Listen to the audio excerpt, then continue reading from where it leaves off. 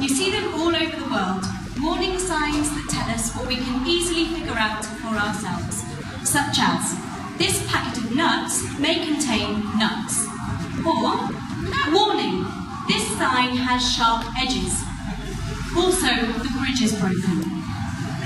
These signs are sometimes amusing, sometimes boring, and almost always completely unnecessary.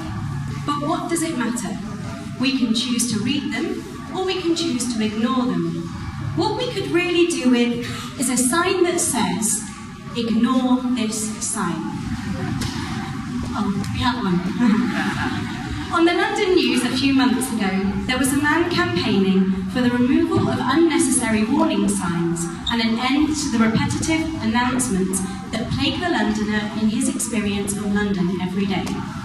A Belgian friend visited me a few years ago, and after the short train journey, he said he felt totally stressed by the constant reminders to keep his luggage with him at all times, to not slip on the wet platform, to take care when leaving the train, to take all personal belongings with him, and to mind the gap. And, of course, the closing doors. At the time, I couldn't see what the problem was. The transport system, my country even, just wanted to make sure that I was safe. How nice.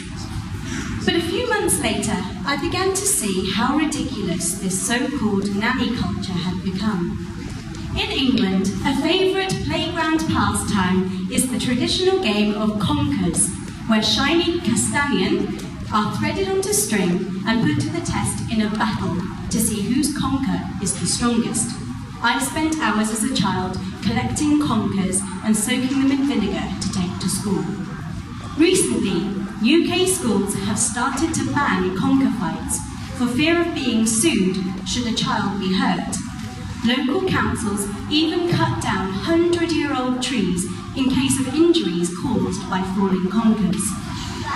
But a search of the UK accident records shows no one single injury caused by a conker.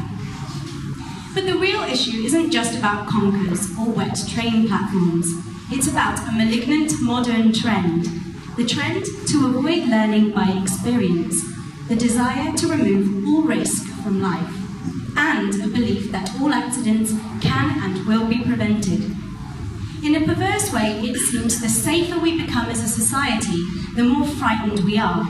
Professor Kazim Ali of Shippensburg University puts it this way: these are the days of endless war. We are preparing for it, training for it, looking for it. And so, of course, we find it. And if we can't find it, we will find it anyway. If there is no war, we will start one. No enemy, we will create one. For example, the British media presents children as a new kind of enemy to the people. Young people in Britain, especially London, are treated like dangerous animals that can't be controlled. According to the media, youth crime appears to be completely out of control. With 16 children shot dead in London this year, it seems children are the biggest victims of this youth mafia. However, statistics show that crime levels have not actually changed in the last 10 years. The British seem to be scared of everything at the moment. Terrorist attacks, children, the constant legal threat should a child be hurt in public.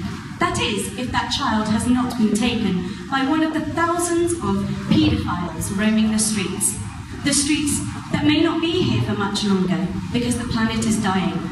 So what are the consequences for a nation so afraid of living?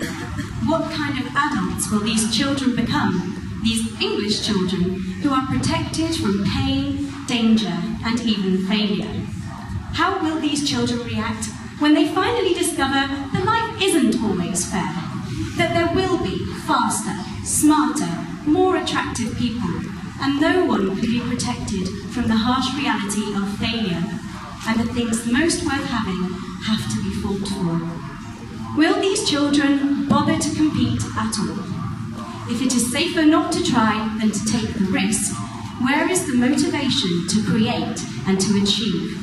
With the Olympics in London in 2012, there is already a fear that we have no potential medal winners from a generation who prefer to play safe than play hard. Interestingly, the official logo for the Olympics was recently banned from being shown on television. There was a fear that the bright moving image might trigger epilepsy. Scared of being sued, the organisers removed the logo promptly. So, let's leave the fear and negativity behind and look at what could be done to promote positive risk-taking and to restore a culture of healthy competition. Right now, Britain is a country frightened of taking risks for fear of losing money through legal action. Let's turn this around.